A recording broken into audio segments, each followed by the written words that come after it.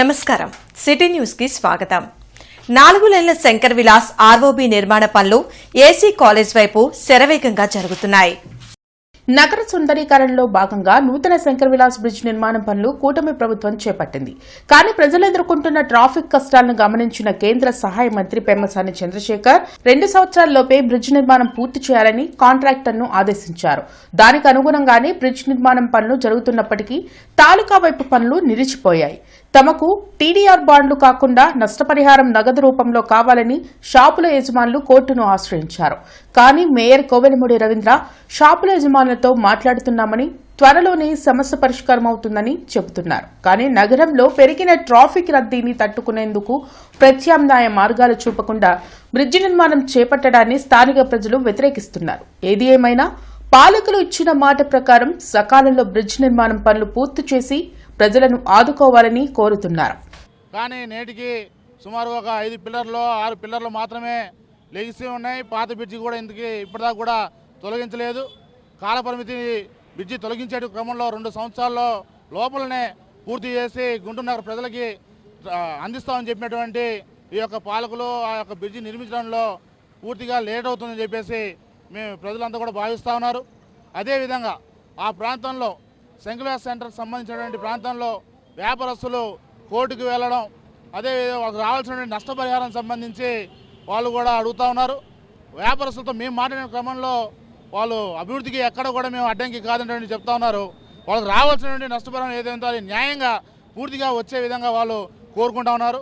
ఈ పైపేసి ఇవాళ హైదరాబాద్ని తప్పించే పద్ధతులు లేదు। గుంటూరులో ట్రాఫిక్ పెరిగిపోయి అత్యవసర బస్సులు ఏదైనా హాస్పిటల్కి వెళ్ళాల్సిన పేషెంట్లు ఉంటే వాళ్ళు నానా ఇబ్బందులు పడుతూ ఉన్నారు।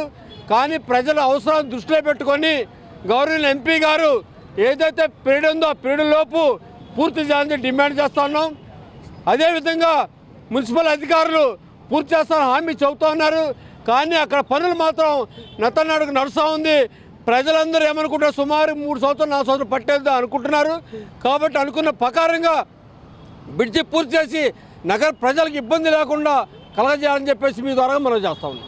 ఇంటర్నెట్ చరిత్రలో సంచలనం సిటీ బ్రాడ్బ్యాండ్। ఇప్పుడు ఇంటింటికి ఇంటర్నెట్, సిటీ నుంచి గ్రామం వరకు అదే స్పీడ్। మీరు ఈ రోజే సిటీ బ్రాడ్బ్యాండ్ కుటుంబంలో చేరండి।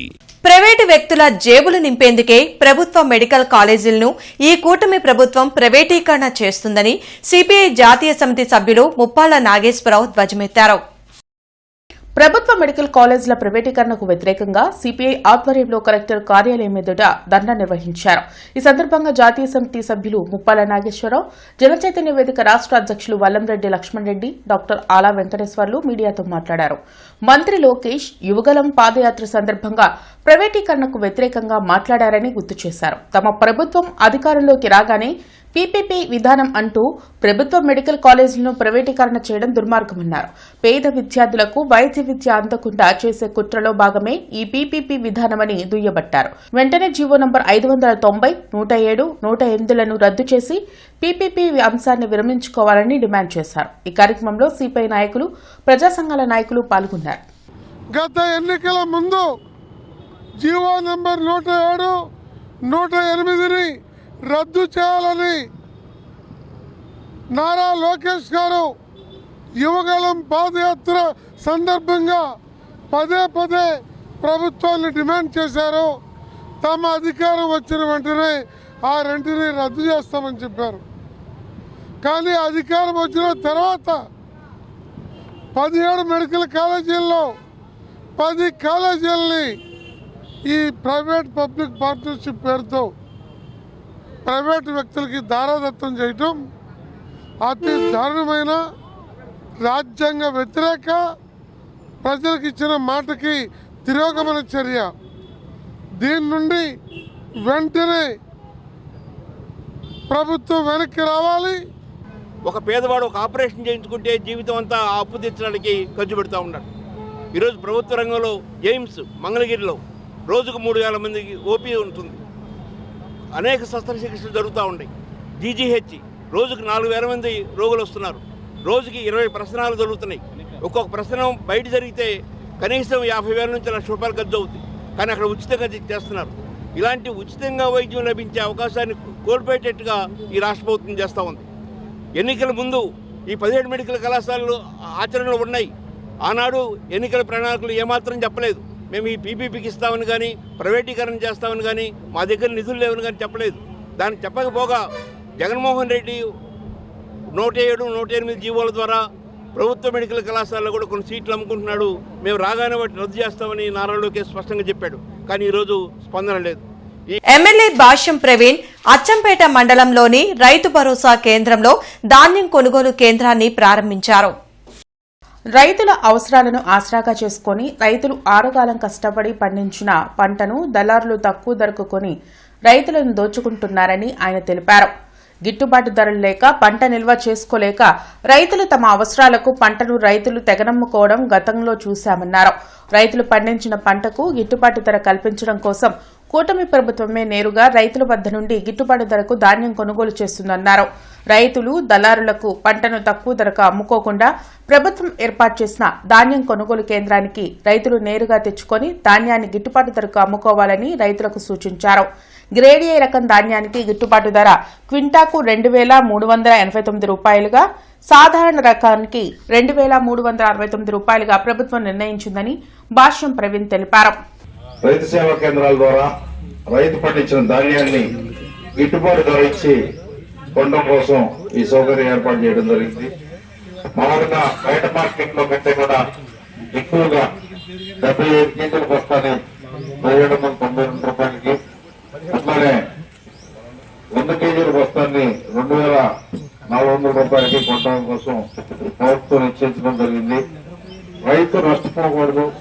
బయట మార్కెట్ లో 1,400 రూపాయలు ఉన్నా కూడా దాదాపు 300 రూపాయలు, 350 రూపాయలు ఎక్కువగా రైతుకు మేలు చేసే విధంగా ప్రభుత్వం కొనడం జరుగుతుంది.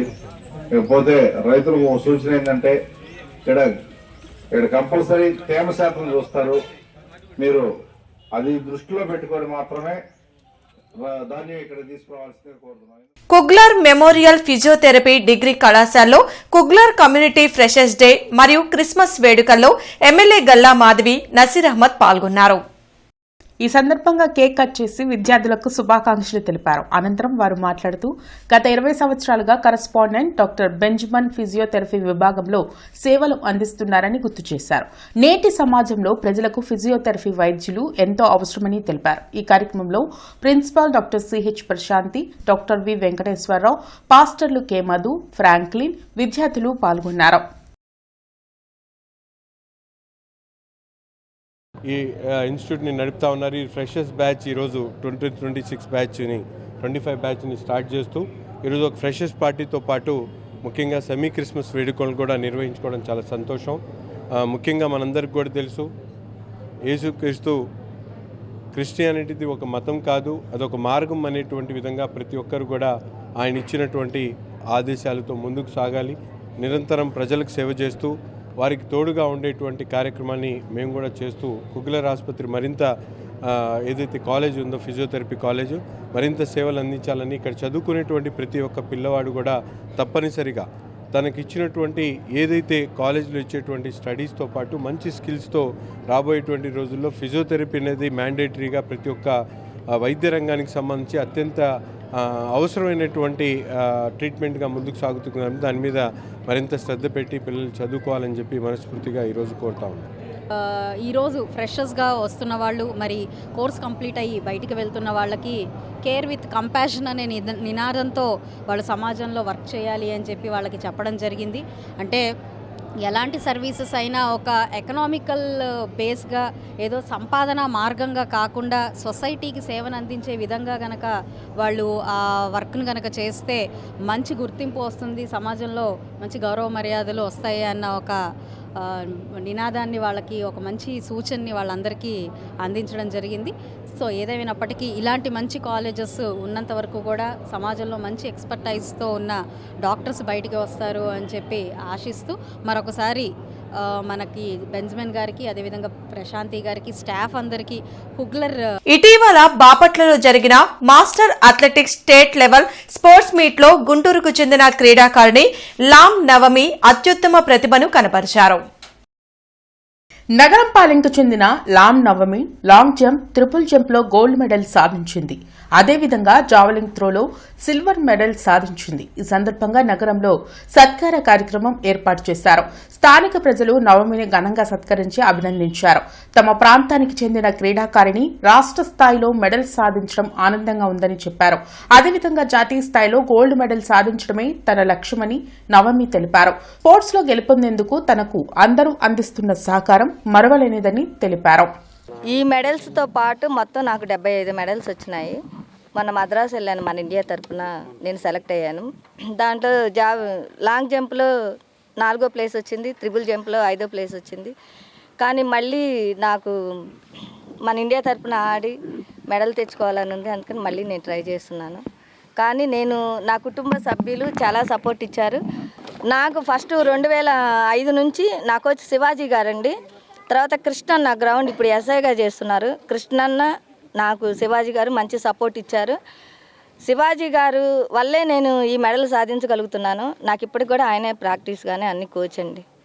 Thank you. మా గురువు గారికి కూడా హృదయపూర్వకంగా అభినందనలు తెలియజేస్తున్నాను. జనచైతన్య వేదిక ఆధ్వర్యంలో సయ్యద్ నసీర్ అహ్మద్ రచించిన అల్లూరికి అండగా నిలిచిన ఫజలుల్లా ఖాన్ షేక్ మదీనా పుస్తక ఆవిష్కరణ కార్యక్రమానికి జనచైతన్య వేదిక రాష్ట్ర అధ్యక్షులు వల్లంరెడ్డి లక్ష్మణ్ రెడ్డి అధ్యక్షత వహించారు.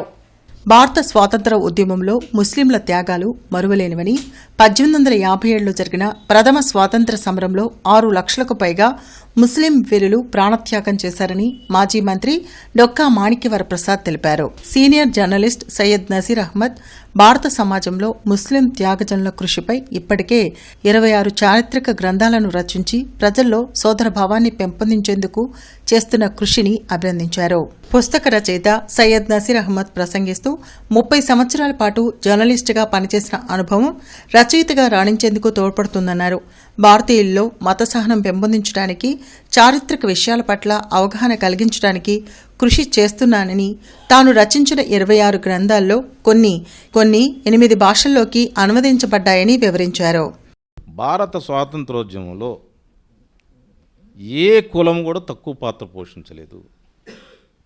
ఈ మధ్యకాలంలో వస్తున్న సబాల్టర్న్ స్టడీస్ పుస్తకాలు చదువుతూ ఉంటే ఆశ్చర్య గురిపే విషయాలు వస్తూ ఉన్నాయి. కన్నెగంటి హనుమంతు మరి కన్నెగంటి హనుమంతు సమాధి ప్రక్కనే 2 సమాధులు ఉంటాయి. మీరు పోయి మించాలంపాడులో చూడండి, ఆయనతో పాటు చనిపోయినాడు. ఆయన సమాధి పక్కనే ఉంటాయి 2 సమాధులు. ఆయన సమాధి పక్కన 2 సమాధులు ఉంటాయి. 2 మాదిగలు కూడా ఆయనతో పాటు చనిపోయారు. ఆయనకి రక్షణగా ఉన్నవాడు. వాళ్ళ గురించి ఎవరు రాస్తారు? అట్లా సబాల్టర్న్ అంటే చిన్న చిన్న గ్రూపులు, ఎస్సీలు, బీసీలు చనిపోతే వాళ్ళు గుర్తే ఉండదు. స్వతంత్రోద్యమంలో అంటే దేశం కోసం పోయాం, చచ్చామన్నారు. ఉన్న వాటిని మరింతగా బలోపేతం చేసుకోవాల్సిన తరుణం ఆసన్నమైంది. ఆ యొక్క మంచి లక్షణాలని చెడగొట్టడానికి, ఎడమ పెంచడానికి, డిఫరెన్సెస్ క్రియేట్ చేయడానికి కొన్ని శక్తులు పనిచేస్తున్నటువంటి నేపథ్యంలో ఆ శక్తుల యొక్క ప్రయత్నాలని వీలైనంత వరకు వమ్ము చేయటానికి ఈ మనం అనుకున్నామే సామరస్యం, సౌభ్రాతృత్వం, సహిష్ణుత, వీటిల్ని మరింత బలోపేతం చేసుకోవడానికి ఏమైనా వీలవుతుందా అంటే ఇది ఈ రచనా రంగంలో ఈ అంశం తీసుకుంటే బాగుంటుందని చెప్పేసి నేను ఆ రోజు ఈ భారత స్వాతంత్రోద్యమంలో ముస్లింలు నిర్వహించిన పాత్రని ప్రజలకు తెలియజేయాలనే ఒక ఉద్దేశంతోనే నేను బయలుదేరాను ఆ రోజు. అది తెలియజేసినందువల్ల ఏమవుద్దంటే ఈ దేశంలో ఉన్నటువంటి ప్రధాన సాంఘిక జనసముదాయాల మధ్య ఒక సద్భావన ఏర్పడుద్దని భావించాను. ఒక సదవగాహన ఏర్పడుద్ది వీళ్ళ మధ్యని భావించాను. ఒక సామరస్యమైనటువంటి వాతావరణం వీళ్ళలో ఏర్పడుద్దని భావించాను. ఇంటర్నెట్ చరిత్రలో సంచలనం సిటీ బ్రాడ్బ్యాండ్. ఇప్పుడు ఇంటింటికి ఇంటర్నెట్, సిటీ నుంచి గ్రామం వరకు అదే స్పీడ్. మీరు ఈ రోజే సిటీ బ్రాడ్బ్యాండ్ కుటుంబంలో చేరండి. ఉత్తర అమెరికా సంఘం ఆధ్వర్యంలో జానపద సాంస్కృతిక సంబరాలు శ్రీ వెంకటేశ్వర విజ్ఞాన మందిరంలో వైభవంగా జరిగాయి. అమెరికాలో స్థిరపడిన తెలుగువారు నాట్ సంఘం ద్వారా పలు సేవా కార్యక్రమాలు నిర్వహిస్తున్నారని మాజీ ఎమ్మెల్సీ కెఎస్ లక్ష్మణరావు పేర్కొన్నారు. జానపద సాంస్కృతిక సంబరాల్లో పలువురు ఉపాధ్యాయులకు, జానపద కళాకారులకు నాట్స్ ప్రతిభా పురస్కారాలు అందించామని తెలిపారు. ఇటువంటి మంచి కార్యక్రమాలు నిర్వహిస్తున్న నాట్ సభ్యుల్ని అభినందించారు. ఈ కార్యక్రమంలో పిన్నమనేని ప్రశాంత్, మందాడి శ్రీహరి, మందాడి కిరణ్, కాకుమాను నాగేశ్వరరావు, జానపద కళాకారులు, ఉపాధ్యాయులు పాల్గొన్నారు.